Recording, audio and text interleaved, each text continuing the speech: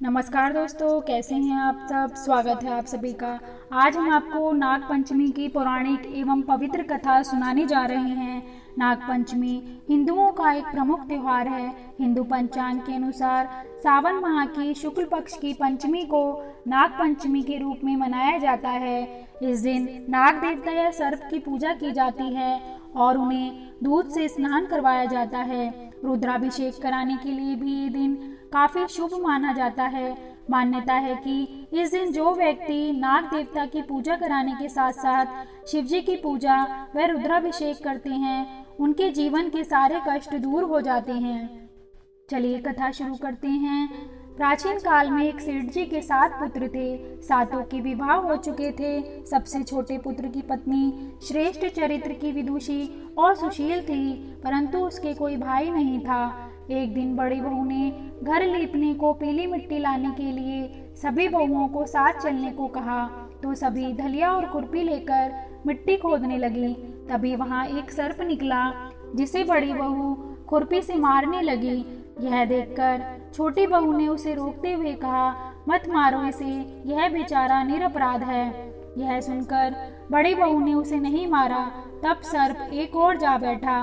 तब छोटी बहू ने उससे कहा, हम अभी लौट कर आती हैं, तुम यहाँ से जाना मत। यह कहकर वह सबके साथ मिट्टी लेकर घर चली गई और वहाँ कामकाज में फंसकर सर्प से जो वादा किया था उसे भूल गई। उसे दूसरे दिन जब अपनी बात याद आई तो सबको साथ लेकर फिर से वहां पहुंची और सर्प को उस स्थान पर बैठा देखकर बोली, सर्प भैया नमस्कार। सर्प ने कहा, तू भैया कह चुकी है इसलिए तुझे छोड़ देता हूँ, नहीं तो झूठी बात कहने के कारण तुझे अभी डस लेता। वह बोली, भैया मुझसे भूल हो गई, उसकी क्षमा मांगती हूँ। तब सर्प बोला, अच्छा तू आज से मेरी बहन हुई और मैं तेरा भाई हुआ, तुझे जो मांगना हो मांग ले। वह बोली, भैया मेरा कोई नहीं है, अच्छा हुआ जो तू मेरा भाई बन गया। कुछ दिन व्यतीत होने पर वह सर्प मनुष्य का रूप रखकर उसके घर आया और बोला कि मेरी बहन को भेज दो। सबने कहा कि इसके तो कोई भाई नहीं था, तो वह बोला, मैं दूर के रिश्ते में इसका भाई हूँ, बचपन में ही बाहर चला गया था। उसके विश्वास दिलाने पर घर के लोगों ने छोटी को उसके साथ भेज दिया। उसने मार्ग में बताया कि मैं वही सर्प हूँ, इसलिए तू डरना नहीं और जहाँ चलने में कठिनाई हो वहाँ मेरी पूंछ पकड़ लेना। उसके कहे अनुसार उसने वैसा ही किया और इस प्रकार वह उसके घर पहुँच गई। वहाँ की धन ऐश्वर्य को देखकर वह चकित हो गई। एक दिन सर्प की माता ने उससे कहा, मैं एक काम से बाहर जा रही हूँ, तो अपने भाई को ठंडा दूध पिला देना। उसे यह बात ध्यान न रही और उसने गर्म दूध पिला दिया, जिससे उसका मुंह बुरी तरह जल गया। यह देखकर सर्प की माता बहुत क्रोधित हुई, परंतु सर्प के समझाने पर शांत हो गई। तब सर्प ने कहा कि बहन को अब उसके घर भेज देना चाहिए। तब सर्प और उसके पिता ने उसे बहुत सा सोना, चांदी, जवाहरात, वस्त्र, आभूषण आदि देकर उसके घर पहुंचा दिया। इतना ढेर सारा धन देखकर बड़ी बहू ने ईर्ष्या से कहा, भाई तो बड़ा धनवान है, तुझे तो उससे और भी धन लाना चाहिए था। सर्प ने यह वचन सुना तो सब वस्तुएं सोने की लाकर दी। यह देखकर बड़ी बहू ने कहा, इन्हें झाड़ने के लिए झाड़ू भी सोने की होनी चाहिए। तब सर्प ने झाड़ू भी सोने की लाकर दी।